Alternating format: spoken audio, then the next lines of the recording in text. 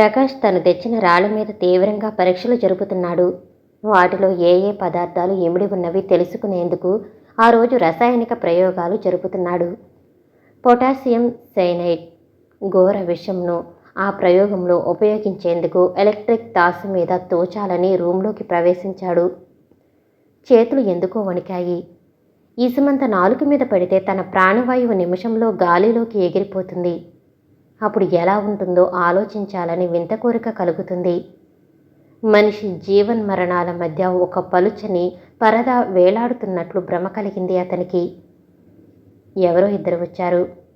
Sir, మీ కొరకు peon వచ్చి చెప్పాడు. ప్రకాష్ రూమ్ నుండి యువతులకి వచ్చేసరికి వసంత, శారద ఇద్దరూ నవ్వుతూ కనిపించారు. ఏమండి, కాలేజీకి అసలు రావటం లేదా? వచ్చి కనబడకుండా వెళ్ళిపోతున్నారా అని విచిత్రంగా కళ్ళు తిప్పుతూ వసంత అడిగింది.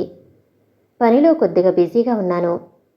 ఈమె శారద, ఎంఎస్సి ఫస్ట్ ఇయర్లో ఉంది. ఒక చక్కని కథానిక వ్రాసింది. మన తెలుగు మ్యాగజైన్లో వేయించాలని ఉంది. మీకు ఇవ్వాలని వచ్చాము. ప్రకాష్ తెలుగు మ్యాగజైన్ సంపాదకుడు. శారద కళ్ళల్లోకి చూశాడు. ఆమె ముఖం సిగ్గుతో ఎర్రబడింది. పరిచయం లేనట్లు ఆమె అతన్ని పలకరించలేదు. ఆమె మనసు బోధపడలేదు ప్రకాష్కి. ఇవ్వండి, తప్పకుండా అచ్చు వేయిస్తాను. కవరుని ఇచ్చి ఇంకేదో మాట్లాడి వాళ్ళు ముందుకు సాగాడు. నాకు ఈ బుక్ ఇవ్వండి అని పుస్తకం ప్రకాష్ చేతికిచ్చాడు ఒకతను. అది అపరాధ పరిశోధనక, సెక్స్ నవల. ఇటువంటి బుక్స్ ఎలా ఎందుకు చదువుతున్నారు అని ఆశ్చర్యపడుతుంటాడు ప్రకాష్. వద్దని ఎన్నిసార్లు చెప్పినా ఇటువంటి పుస్తకాలు లేనిదే లైబ్రరీ సాగదని తన చిన్నాన్న ఈ పుస్తకాలు కొని తెస్తుంటాడు. సాయంత్రాలు కాలేజీ నుంచి రాగానే ప్రకాష్ సైకిల్ అద్దెకిచ్చే దుకాణంలో కూర్చున్నాడు.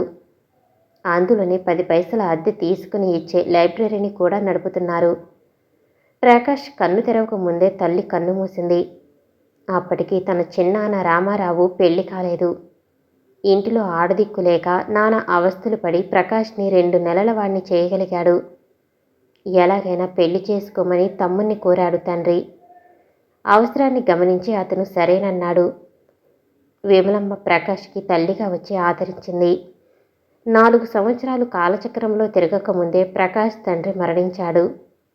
ఆ రోజు నుంచి అతనికి తల్లిదండ్రులు విమలమ్మ, రామారావులే అయ్యారు. రామారావు మిడిల్ స్కూల్ వరకు చదువుకున్నాడు. అప్పట్లో కొత్తగా ఏర్పడ్డ సిగరెట్ ఫ్యాక్టరీలో ఉద్యోగానికి కుదిరాడు. కష్టపడి శ్రద్ధగా పనిచేసి పైవారి మెప్పులను పొందాడు. దానితో అతని ఆదాయం కూడా పెరిగింది. ఇంటి దగ్గర సైకిలు అద్దెకొట్టు తెరిచాడు. చూచుకోవటానికి ఒక పనివారిని కుదిర్చాడు. బాగా జ్ఞానం వచ్చినప్పటి నుంచి ప్రకాష్ సాయంత్రం పూట కొట్టులో కూర్చుని డబ్బులు అవి లెక్క చూసి పెట్టేవాడు. ఈ పుస్తకం తీసుకుని ఇంకో పుస్తకం ఇవ్వండి అని ఒక పుస్తకం 10 పైసలు టేబుల్ మీద పెట్టిందో అమ్మాయి. ప్రకాష్ రిజిస్టర్ తెరిచి వ్రాసుకుని, పొద్దునే తీసుకుపోయారు, అప్పుడే తిరిగి ఇస్తున్నారు, చాలా తొందరగా చదివేశారే, అంత బాగుందా ఈ పుస్తకం అన్నాడు. అవునండి, పుస్తకాన్ని పట్టుకుంటే వదలబుద్ధి పుట్టలేదు, రజని జవాబు చెప్పింది. ఇటువంటి పుస్తకాలు పెట్టడం, అందులో మీలాంటి చదువురులు ఉంటే మాకు చాలా నష్టం సుమండి. ఒక్క పుస్తకం ఒక్కొక్కరి దగ్గర 4 రోజులు ఉంటే మాకు కాస్త గిట్టుబాటు. బాగుంది, మీకు లాభం కావాలని పుస్తకాలని తలగడలుగా వాడుకోమంటారా అని నవ్వింది. ఇంకొక పుస్తకాన్ని తీసుకుని ఆమె ముందుకు సాగిపోయింది. ఇంతలో 2-3 సైకిళ్ళు కావాలని వచ్చారు. వాళ్ళకు ఇచ్చి ఆ నెంబర్లు రిజిస్టర్లో వ్రాసుకునేసరికి ఒకతను పుస్తకం కావాలని వచ్చాడు. అతను రజని ఇచ్చిపోయిన పుస్తకాన్ని ఎన్నుకుని వ్రాయించుకుని పట్టుకెళ్ళాడు. కొద్దిసేపటికి ఆదుర్దాగా ఇంకో అతను వచ్చాడు. ఫలానా పుస్తకం ఉందా అని రాగానే అడిగాడు. అది రజని ఇంతకు ముందు ఇచ్చిన పుస్తకం. ఎవరో తీసుకువెళ్ళినట్లు చెప్పాడు ప్రకాష్. తీసుకువెళ్ళారా? ఎంతసేపు అయింది? ఒక 10 నిమిషాలైనట్లుంది. ఏమిటి అంత ఇదైపోతున్నారు?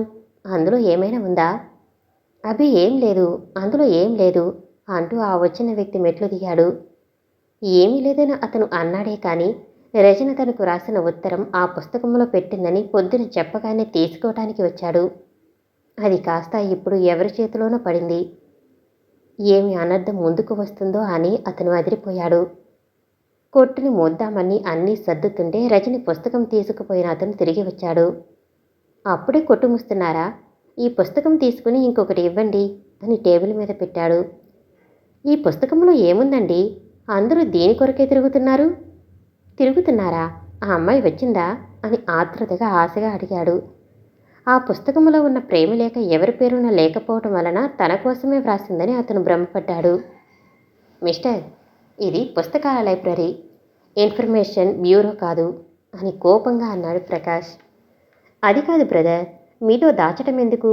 ఆ పుస్తకంలో నా కొరకు ఒక అమ్మాయి ప్రేమలేఖ పెట్టింది. ఆ అమ్మాయిని నేను కలుసుకోవాలి. దయచేసి ఆమె పేరు చెప్పండి అని ఆవేశంగా అన్నాడు ఆ వ్యక్తి. ఓ, అదా సంగతి. ఈ ప్రేమాయణం ఆ పుస్తకంతోనే బయలుదేరిందా? ఇదిగో బ్రదర్, ప్రేమలు అవి అని పిచ్చి పిచ్చిగా మాట్లాడకు. పేరు కావాలంటున్నారుగా, ముందు ఆ అమ్మాయిని చూడు. అదిగో బజారు నుండి ఇప్పుడే తిరిగి వస్తుంది అని రజనిని చూపించాడు ప్రకాష్. ఆ వ్యక్తి నిజంగా షాక్ తిన్నట్లు ఫీల్ అయ్యాడు. ముత్యాలాంటి అక్షరాలతో ముద్దుగా వ్రాసి మధుర భావనలు ఒలపించిన అమ్మాయి ఏదో అప్సరసలా ఉంటుందని భ్రమించాడు. కానీ రజనీలా నల్లగా పీకిపోయిన బుగ్గలతో, అసాధారణమైన పొడవుతో అసహ్యంగా ఉంటుందని అతను అసలు ఊహించలేదు.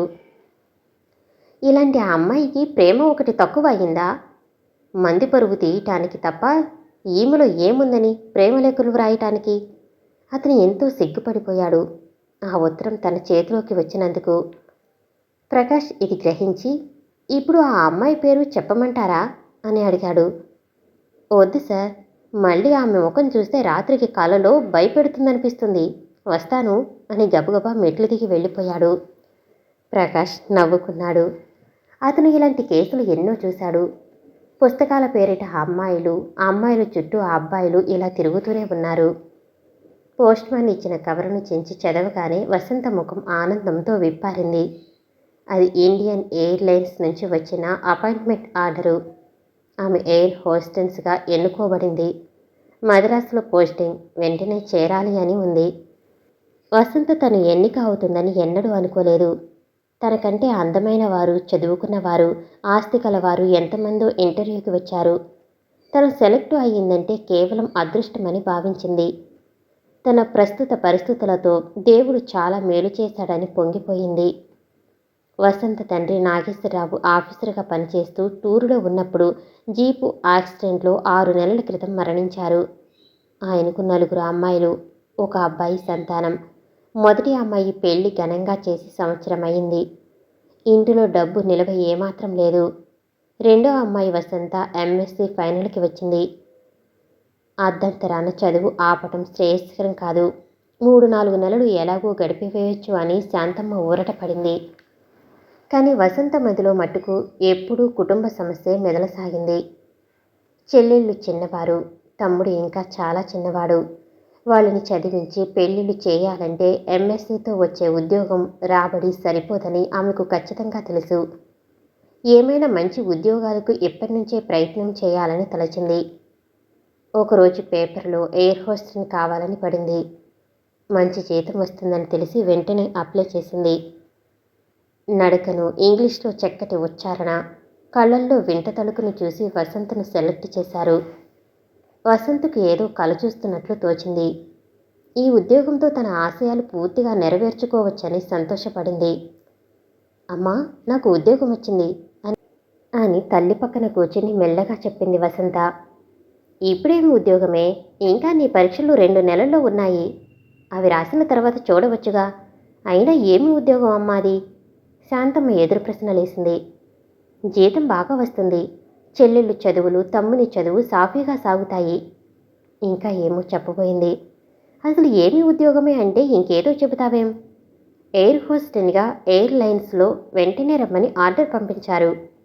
ఏడిసినట్లుంది. చూస్తూ ఆ చచ్చు ఉద్యోగానికి పోతావా? దానికి పోతే నిన్నెవరైనా పెళ్లి చేసుకుంటారా? అట్లా పోయిన వారి చరిత్రలు బాగుండవట. అది కాకుండా దినదిన గండంగా ఎప్పుడు గాలిలో ఎగిరే ఉద్యోగం నీకెందుకమ్మా? హాయిగా పరీక్షలు వ్రాసుకో, తర్వాత భగవంతుడున్నాడు అని తన నిర్ణయం చెప్పింది శాంతమ్మ. మనం స్వచ్ఛంగా ఉంటే ఎవరు ఎట్లా అనుకుంటే మనకేమిటమ్మా? అసలు నేను పెళ్లి చేసుకోదలుచుకోలేదు. చెల్లెళ్లను, తమ్ముణ్ణి చదివించడం నా లక్ష్యంగా ఉంచుకున్నాను. ఈ ఉద్యోగంలో బోలెడు డబ్బు వస్తుంది. అదీ కాక ఈ ఉద్యోగం దొరకటం అంత సులువు కాదమ్మా. మంచి మంచి వారు ఎంతోమంది వచ్చారు ఇంటర్వ్యూకి. మన అదృష్టం బాగుండి ఈ ఉద్యోగం నాకు వచ్చింది. చావు ఒకరి చేతిలో ఉన్నది కాదమ్మా. నాన్నగారిని చూశావుగా, లక్షణంగా ఉద్యోగం చేస్తూ జీపు యాక్సిడెంట్లో మరణించారు. చచ్చే రాత ఎలాగుంటే అలాగే పోతాము. గాలిలో రోజుకు ఎంతమంది పయనించటం లేదు. అందరూ భయపడి కూర్చుంటే ఇంత బిజినెస్ రాకపోకలు సాగుతాయా? నా మాట విను, నన్ను వెళ్ళనీయమ్మా అని ప్రాధేయపడింది వసంత. ఏమిటోనమ్మా, నీ మొండి పట్టుదల వదలవు. నీకు ఎలా తోస్తే అలాగే చెయ్యి అని బాధ్యత కూతురిపై వదిలింది. వసంతకు ఎయిర్ హోస్టెన్గా ఉద్యోగం వచ్చిందని, 2 రోజుల్లో మద్రాసు వెళ్తుందని ఆమె తమ్ముడు చెప్పినప్పటి నుంచి ప్రకాష్ ఆరాటంలో పడ్డాడు. ఆమెను ఒక్కరోజు చూడనిదే ఏదో వెలితిగా ఉండేది. ఇప్పుడు ఆమె దూరమైపోతూ ఉందని తెలిసేసరికి హృదయాన్ని ఎవరో పిండి వేసినట్లు అనిపించింది. ప్రకాష్కి తెలిసిపోయింది, అతను ఆమెని ఆరాధించడమే కాదు, మనస్ఫూర్తిగా ప్రేమిస్తున్నాడని. ఆమె ప్రేమను పొందాలంటే ఆమెను పెళ్లి చేసుకోవాలి. ఆమె ఒప్పుకుంటుందో లేదో. స్వతహాగా తమకంటే ఆస్తిపరులు, సంస్కారులు. ఇప్పుడు మంచి ఉద్యోగం సంపాదించింది. తను లెక్క చేస్తుందో లేదో. ఏమైనా తన ప్రేమని ఆమెకి తెలపాలి, ఆమెను పెళ్లాడమని కోరాలి అని నిర్ణయించుకున్నాడు. ఇంట్లో వారు అట్టే అభ్యంతరం తెలుపరని అతనికి రూఢిగా తెలుసు. ఈ ఆలోచనలతో అతనికి ఆ రోజు అసలు నిద్రపట్టలేదు. పొద్దున లేచేసరికి ఒళ్ళంతా నొప్పులుగా ఉంది. త్వరగా కాలేజీకి బయలుదేరాడు. మధ్యాహ్నం వసంతతో మాట్లాడుదామని ప్రకాష్ బయలుదేరాడు.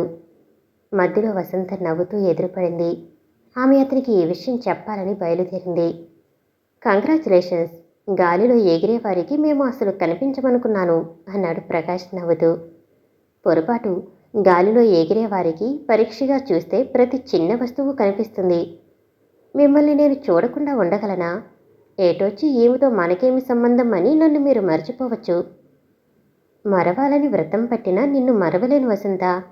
నీతో కొద్దిగా మాట్లాడాలి. సాయంత్రం వెళ్ళేటప్పుడు తాజ్మహల్ హోటల్కి వస్తే మాట్లాడి ఇంటికి పోవచ్చు. సాయంత్రమా? షాపింగ్కి పోదామని అమ్మని, పక్కింటావిడని రెడీగా ఉండమని చెప్పి వచ్చాను. ఆ మాట్లాడేదేదో ఇప్పుడే మాట్లాడండి అని పురమాయించింది. ఇప్పుడా? ఎక్కడా? పోనీ క్యాంటీన్కి వెళదాము పద అని దారి తీశాడు ప్రకాష్. వసంత అతని పక్కన హుషారుగా నడుస్తుంది. ఈ 2 రోజులలో తన స్నేహితులందరితో హాయిగా గడిపి వెళ్లాలని ఆమె కోరిక. ఆలోచనకు తగ్గట్టు ప్రకాష్ అడుగులు తడబడుతున్నాయి. ఎలా మొదలుపెట్టాలి, ఎక్కడ మొదలుపెట్టాలి అనేది అతనికి అంతు చిక్కటం లేదు. పరీక్షలు వ్రాయటానికి వస్తావా వసంత? రావాలిగా మరి. అమ్మ పరీక్షలు వ్రాసిన తర్వాత వెళ్ళమని అంది. నాకే డబ్బులు నష్టపెట్టుకోవటం ఇష్టం లేదు. అందులోని ఇప్పుడే చేరనంటే ఎయిర్లైన్స్ వాళ్ళు ఏమంటారో ఏమో. పరీక్షలు ముందు సెలవు తీసుకుని వస్తాను. రావటానికి ఎంతసేపులే. అక్కడ గాలిలో ఎగిరావంటే గంటలో ఇక్కడ దిగుతావు. విమానందేముంది, నా మనసు క్షణక్షణం ఎగిరి వచ్చి ఇక్కడ ఉన్న మా అమ్మను, మా వాళ్లను, మిత్రులను పరామర్శించి వస్తుంది. మీరు అప్పుడప్పుడు ఉత్తరాలు వ్రాస్తుండాలి. నీవు రాయమంటే తప్పకుండా వ్రాస్తాను. మళ్ళీ మాటలు సాగలేదు. మౌనంగా ఇద్దరూ క్యాంటీన్ వైపు నడక సాగించారు. 2 కాఫీలు ఆర్డర్ ఇచ్చాడు ప్రకాష్. గొంతు కొద్దిగా సవరించుకుని, పెళ్ళి అంటే నీ అభిప్రాయం ఏమిటి వసంత అని ధైర్యం కూడదీసుకుని ప్రశ్నించాడు. ఆమె ఒక్కసారి ఆశ్చర్యపోయింది. ఈ ప్రశ్నను ఆమె ఎదురు చూడలేదు. అందులో ప్రకాష్ ఈ క్షణంలో ఎందుకు అడుగుతున్నాడో బోధపడలేదు.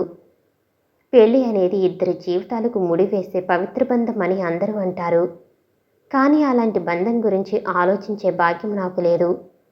మా కుటుంబ విషయం మీకు తెలుసు కదా. నాన్నగారు పోయినప్పటి నుంచి అమ్మ బెంగ పెట్టుకుంది. నాన్నగారు కూడబెట్టినదంతా అక్క పెళ్లికి అయిపోయింది. చెల్లెళ్ళకని, తమ్ముని చదువులకని నేను ఈ ఉద్యోగంలో చేరబోతున్నాను. వారిని స్థిరపరిచే వరకు నేను పెళ్లి చేసుకోవద్దని అనుకుంటున్నాను. అదీ కాక ఎయిర్లైన్స్ వారు కూడా కనీసం 5 సంవత్సరాల వరకు పెళ్లి చేసుకోనియరు. పెళ్లి చేసుకుంటానంటే ఉద్యోగం వదిలిపోమ్మంటారు అని విపులంగా చెప్పింది. పెళ్లికి నీ జీవితానికి ఉన్న బంధం చాలా చక్కగా చెప్పావు. ఏమీ అనుకోనంటే ఇంకొక ప్రశ్న వేస్తాను. ప్రేమ గురించి నీ అభిప్రాయం ఏమిటి? వసంత బుగ్గలు ఎర్రబడ్డాయి. ఆమె ఈ ప్రశ్న వస్తుందని కలలో కూడా అనుకోలేదు. ఏమి చెప్పాలో అర్థం కాలేదు. ఆలోచనలతో బుర్ర వేడెక్కింది. ప్రేమ గురించి వ్యక్తిని బట్టి అభిప్రాయాలు ఉంటాయి. ఏమిటి ఈరోజు మీరు ఇలా ప్రశ్న మీద ప్రశ్న వేస్తున్నారు? మీరు ఏమి చెప్పదలుచుకున్నారో చెప్పండి. చెబుదామని నిన్ను ఇక్కడికి పిలిచాను. నా ఆఖరి ప్రశ్నకు దయచేసి జవాబు చెప్పు. నా గురించి నీవు ఏమనుకుంటున్నావు? ఎవరితోనైనా నా గురించి ఏమని చెబుతావు? వసంత నిజంగా ఇప్పుడు సందిగ్ధంలో పడిపోయింది. చాలామందికి మీరు మంచివారని, మంచి స్టూడెంట్ అని చెప్పాను. నాకు మట్టు మీరు ఒక మంచి మనిషిగా, ఒక మంచి స్నేహితుడిగా కనిపిస్తారు. అవును వసంత, నీవు కూడా ఒక మంచి మనిషిగా, ఒక మంచి స్నేహితురాలిగా కనిపించావు. అందుకొరకే నీతో పరిచయం ఏర్పరచుకున్నాను.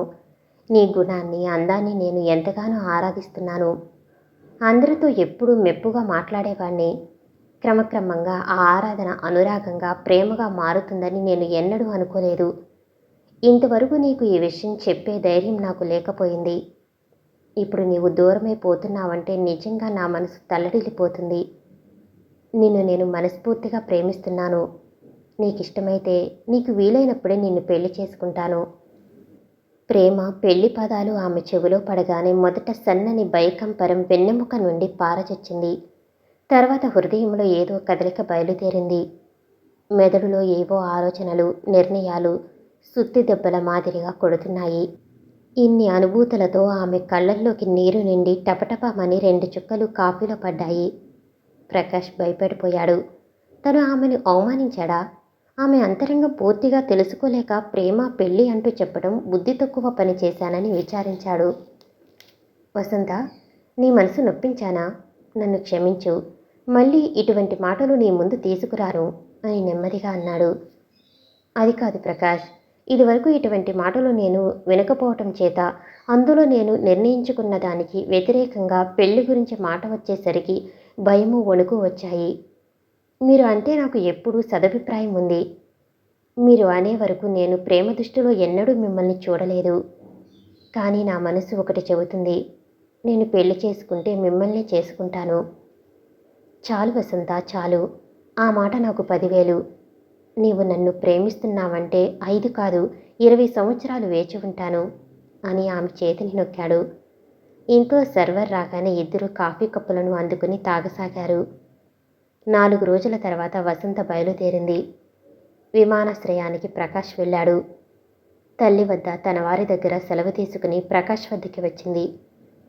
Wish you A happy first air travel అన్నాడు ప్రకాష్. Thank you. నేను వెళ్ళి ఉత్తరం రాస్తాను. మీరు తప్పకుండా జవాబు వ్రాయాలి. నాలో వింత కోరికలు రేపారు. సాధ్యమైనంత త్వరలో మా వారిని స్థిరపరిచి మీ దగ్గర వాలాలని ఉంది. అది నా అదృష్టం. నేను తప్పకుండా ఉత్తరం రాస్తాను. వసంత అందరి దగ్గర సెలవు తీసుకుని విమానం వైపు నడిచి వెళ్ళింది.